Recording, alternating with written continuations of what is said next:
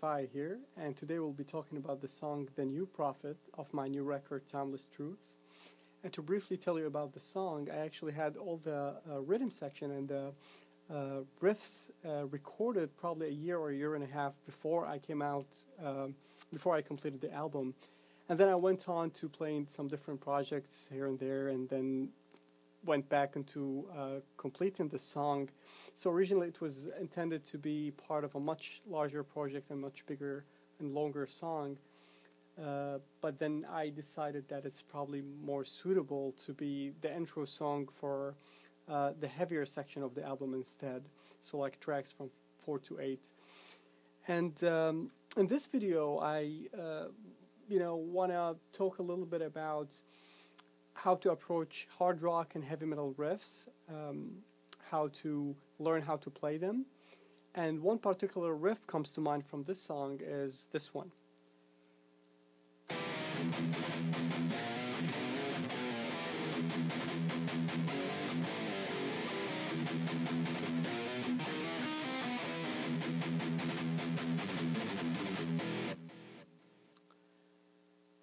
So again, what I really want to focus on in this episode is not exactly how to play this riff, but actually how to learn how to play it. So how to play it, basically, if that makes any sense. And for example, so if you're listening to a band and they have a lot of cool riffs and solos, and then you find this particular riff and like, oh, how did they do that? I want to learn how to play that. A lot of people will just jump into trying to play that particular riff immediately, and most of the time you're not going to get it the first time, and I usually don't do that. And what I would recommend is that just taking a few extra steps, and they're simple steps, before doing that into to make it easier for yourself to get into that riff. And that's what I'm going to talk about. So the first step you want to do is try to figure out the tempo of that riff, the tempo in the song, and the time signature as well. So for instance, in this riff is divided into two parts. So I'm going to play part 1 again.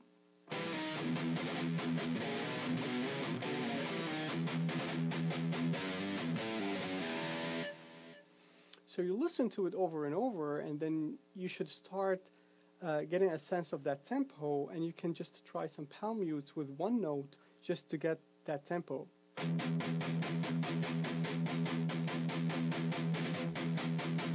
So okay, you're thinking maybe this is 150 beats per minute tempo with a 4/4 time signature. Good.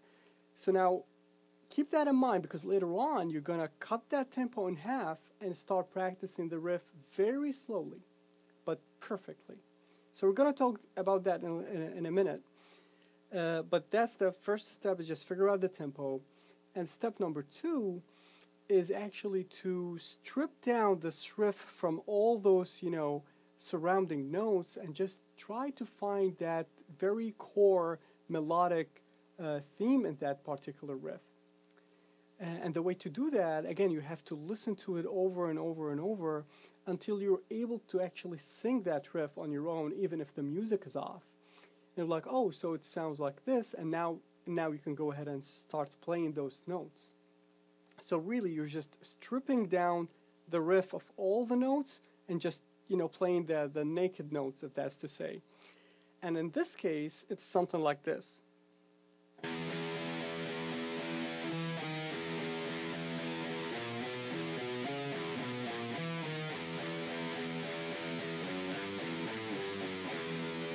So I played it very slowly, but now you get a sense of what I'm talking about finding the melodic phrase in that riff.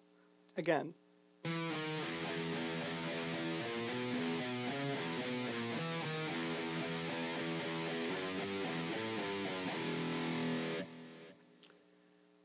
Once you master that, once you really master every note perfectly, only then you're able to start adding the power chords, start adding all the punctuation with the technique, the hammer-on, the pull-offs, the slides, etc., etc. And once you do that, now it's going to sound more formed altogether. and a very nice, well-structured riff. So now we come to step 3, which is power chords. And what's a heavy metal song without a power chord, right? So in its simplest form, a power chord, you're just playing 2 notes on the first string and the second string, and you just strike them with your pick, which I happen to have a very cool pick today, and it's a star pick. It has a hole in the middle in the shape of a star, and it's actually a patented pick. It has a number. It's probably difficult to see in here, but I think that's something. I don't know where I got that from, but maybe one day I'll make a video about picks. So back to the power chords. One thing I want you to know is that I actually approached power chords a little differently. Instead of playing it with the pick, playing both string with the pick and with a downstroke like that, I play both strings, one with the pick, the first string with the pick edge, and the second string is actually with the fingernail of my index finger. So like this.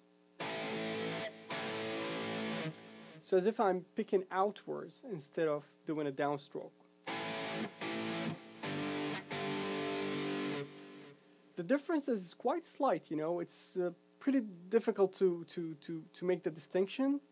The only difference is that if you're playing a downstroke, there's a very slight delay between the 2 songs, so you can hear them separately. Whereas if you play it in my way, it's going to sound like this. Not a lot of difference. It's probably a matter of opinion and taste. You can do it, you know, the way that's comfortable to you. The way I prefer it, just because it gives it more of a uniform sound when you're playing both songs at the same time, both notes at the same time, I'm sorry. So back to our riff, and you know, you go like this. So an E minor chord with a pattern over the 7th string, over the 7th fret. And then I go into this. So this is an E major 9th.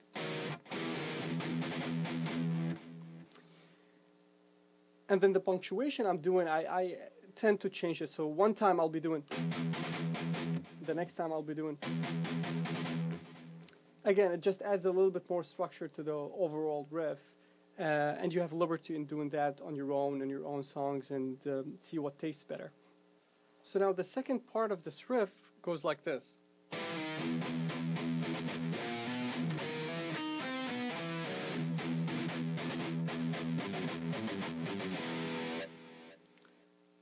So you can apply the same method. You can just find the tempo and time signature and then go down to bringing it to the most basic form, the stripped down riff, if you may, and it is something like this.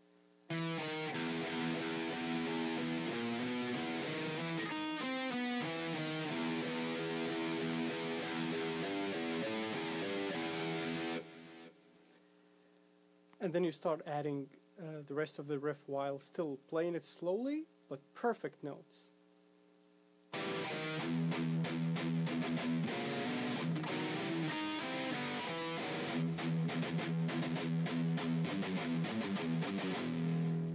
And again, it doesn't happen like that, you know, quickly. It takes a few times of practice, a few rounds of trying this in different ways until you find the most comfortable way for you to do the riff. And later on, you can start adding the slides and the other techniques and punctuation around it. Now, let's try playing that with the bass guitar in the background. So I'm going to start with the melodic phrase behind the riff, like I demonstrated earlier, and then I'm going to play the full riff again. So here we go.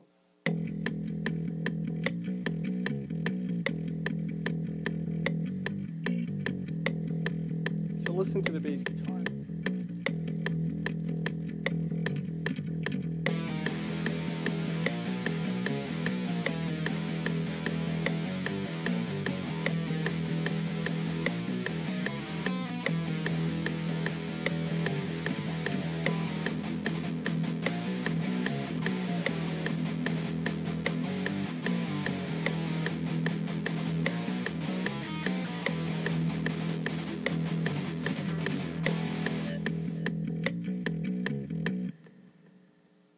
So I hope this helps you in implementing this method in your own song and finding your own rhythms, and overall a good approach into composing hard rock riffs, and so you're able to rock the world.